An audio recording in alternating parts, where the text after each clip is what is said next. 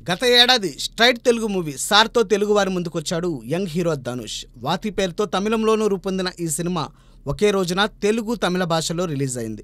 కానీ ఈసారి సంక్రాంతికి మాత్రం అలా జరగలేదు. థియేటర్ల కొరత కారణంగా పొంగల్ కానుకగా తమిళనాట విడుదలైన కెప్టెన్ మిల్లర్ తెలుగులో మాత్రం రిపబ్లిక్ డే కానుకగా జనవరి 26న విడుదలైంది.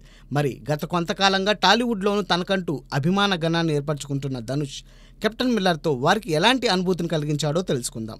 Captain Miller periodical film. 1930లో బ్రిటిషర్స్ ఈ దేశాన్ని పరిపాలిస్తున్న సమయంలో గ్రామాలలో అంటరానితనం ఎలా ఉండేదో ఇందులో చూపించారు. గుడి కట్టడానికి పనికి వచ్చిన నిమ్నజాతి వారు ఆ గుడిలోకి అడుగు పెట్టడానికి మాత్రం నోచుకోరు. ఈ వివక్షతో ఈసా రగిలిపోతుంటాడు. అతని అన్న మాత్రం శాంతియుత పోరాటం చేస్తుంటాడు. బ్రిటిష్ సైన్యంలో చేరితే గౌరవం దక్కుతుందని భావించిన ఈసా ఆర్మీలో చేరి కెప్టెన్ మిల్లర్గా మారిపోతాడు. అయితే విధి నిర్వహణలో తోటి భారతీయులను అతను హతమార్చాల్సి వస్తుంది.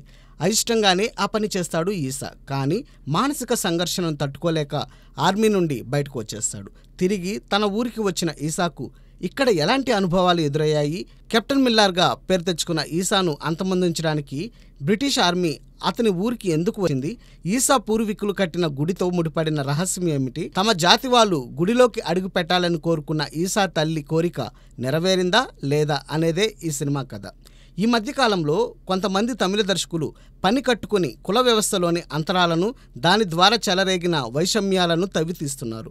అందువల్ల ఇప్పటి సమాజంలో అసమానతలు పెంచినట్టు అవుతుందన్న విషయాన్ని వారు పరిగణనలోకి తీసుకోవడం లేదు. అయితే ఈ తరహా చిత్రాలను ఆదరించే వర్గము ఒకటి ఉండడంతో పారంజిత్ బృందం ఈ తరహా సినిమాలే చేస్తోంది.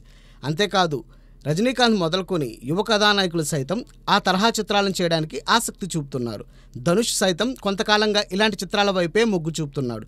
ఆ ధోరణిలో వచ్చిందే కెప్టెన్ మిల్లర్ కూడా.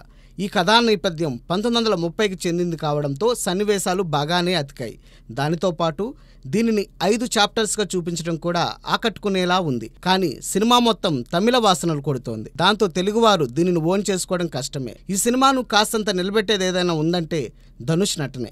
నిమ్న వర్గానికి చెందిన వ్యక్తిగా, బ్రిటిష్ ఆర్మీలో కెప్టెన్గా, ఊరి వెలివేతకు గురైన దోపిడీదారుగా, ఆంగ్లేయులపై పోరాట యోధుడిగా తన సత్తాను చాటాడు ధనుష్. క్లైమాక్స్లో ఈసా అన్న, కెప్టెన్ రఫీక్ పాత్రలు కనిపించడం బాగుంది. శివరాజ్ కుమార్, సందీప్ కిషన్ పోషించింది గెస్ట్ పాత్రలే అయినా వాటి ప్రభావం కథలో కీలకమైంది.